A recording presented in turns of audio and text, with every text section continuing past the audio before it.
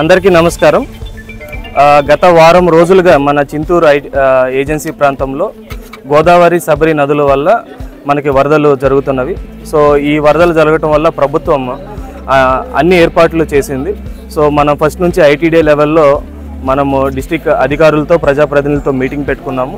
So అందులో వచ్చిన suggestions బట్టి మనకి 177 విలేజెస్ ఎఫెక్ట్ అవటం వల్ల 177 విలేజెస్లో కూడా పంచాయతీ లెవెల్లో గ్రామ సభలు కండక్ట్ చేశాము. ఆ గ్రామ సభలతో పాటు విలేజ్ లెవెల్ కమిటీస్ని ఏర్పాటు చేశాము.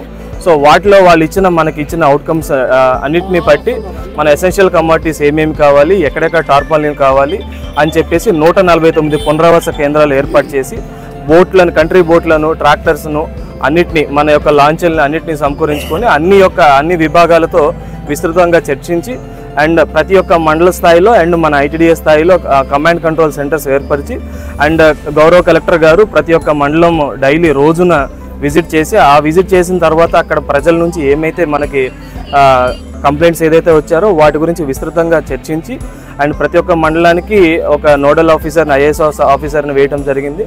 సో అందరి యొక్క ఇన్పుట్స్, అందరినీ యొక్క ఒపీనియన్స్ తీసుకొని తదుపరి రేపు చేయాల్సిన ప్రణాళిక ఏంటని ఏ రోజు ఆ రోజు డైలీ యాక్షన్ ప్లాన్ వేసుకుంటూ ఈ వరదని మేము అందరం కలిసి, అందరు ప్రజలు, ప్రజాప్రతినిధులు, అధికారులు అందరి యొక్క సమన్వయంతో ఈ వరదని ఎదుర్కొనడం జరుగుతుంది. అయితే ఎక్కడికి వెళ్ళినా కానీ ప్రతి మండలంలో కూడా దీని యొక్క శాశ్వత పరిష్కారము, ఇప్పుడు మాకు ఈ టెంపరీ ఇవి కాదు, శాశ్వత పరిష్కారం Polavaram and R&R package and R&R colonies అని చెప్పేసి మనకి ఈ కంప్లైంట్స్ వస్తున్నాయి. సో వీటన్నిటి మీద అధికారులు, గౌరవ కలెక్టర్ గారు అందరి దృష్టిలో ఇది ఉంది.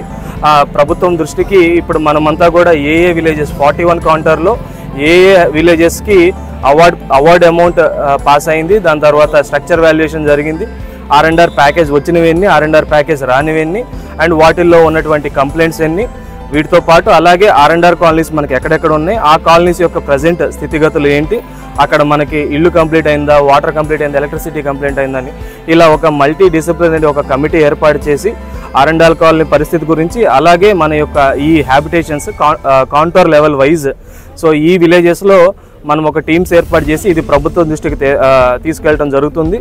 అండ్ ప్రభుత్వ ఎజెండాలో ఈ పోలవరం అనేది ఇప్పుడు ఎజెండాలో ఉంది కాబట్టి సో అన్ని ఈ R&R కూడా డబ్బులు వచ్చేసి వీళ్ళందరికీ, నిర్వాసితులందరికీ న్యాయం జరిగేలాగా ప్రభుత్వం దృష్టికి తీసుకెళ్ళి మేము న్యాయం జరిగేలాగా గౌరవ కలెక్టర్ గారి అధ్యక్షతన మేమంతా కృషి చేస్తామని అందరికీ తెలియజేయడం జరుగుతుంది.